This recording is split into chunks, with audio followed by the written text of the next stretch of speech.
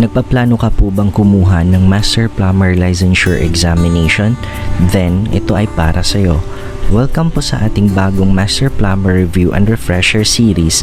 Pag-uusapan naman natin this time ay ang mga paraan na ginawa ko para ma-memorize or familiarize ang tables, paragraphs, and even list sa Revised National Plumbing Code of the Philippines or RNPCP.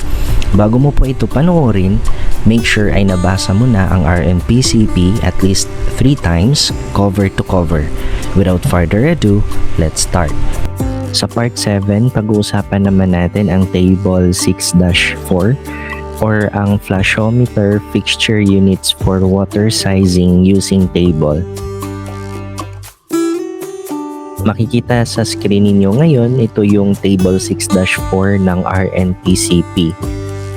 At sa video natin ngayon, ituturo ko kung paano ko na-memorize ang table na to.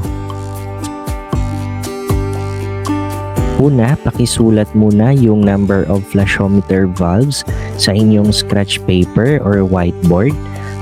At madali lang itong tandaan kasi 1 to 5 lang naman to. And then, meron lang or more dito sa baba. Pagkatapos mong masulat yung 1 to 5 at saka yung or more, at pakitandaan lang, keep calm, life begins at 40. Kasi yung 40 na yan yung mauuna dito sa FU ng water closets. Then pag nilagyan mo na ng 40, bago mag 40, ang naunang number na by 10 ay 30. And then yung 30, idadagdag natin sa 40, kaya yung kasunod ay 70. Tapos, yung kasunod ng 30 na by 10 ay 20. And then yung 20, yan yung idadagdag natin sa 70 para ito ay magiging 90. Pagkatapos nyan, yung kasunod ng 20 na by 10 ay 10.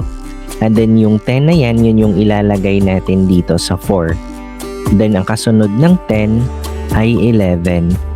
At kung titignan natin, yung dulo dito ay 5.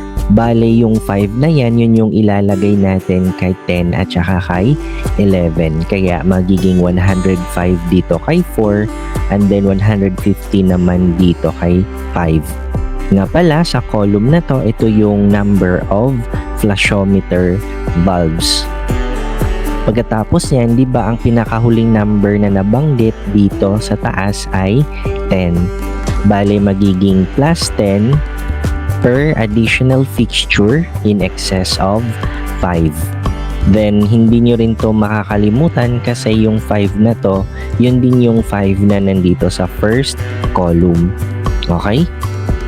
Next, ito na yung pinakamadaling part kasi di ba ang pinag-uusapan natin dito na fixtures ay dalawa, water closets at saka urinals. Kaya ang mangyari dito sa una, 40 divided by 2. Okay? Kaya magiging 20.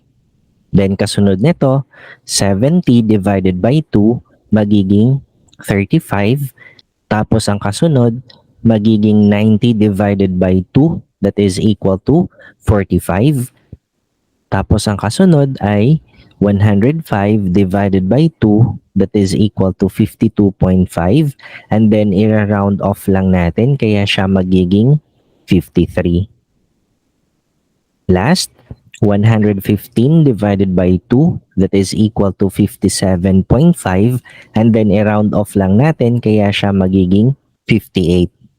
Pagkatapos niyan is itong dulo naman, that is yung 10, i-divide lang din natin sa 2, kaya magiging plus 5 na lang din dito.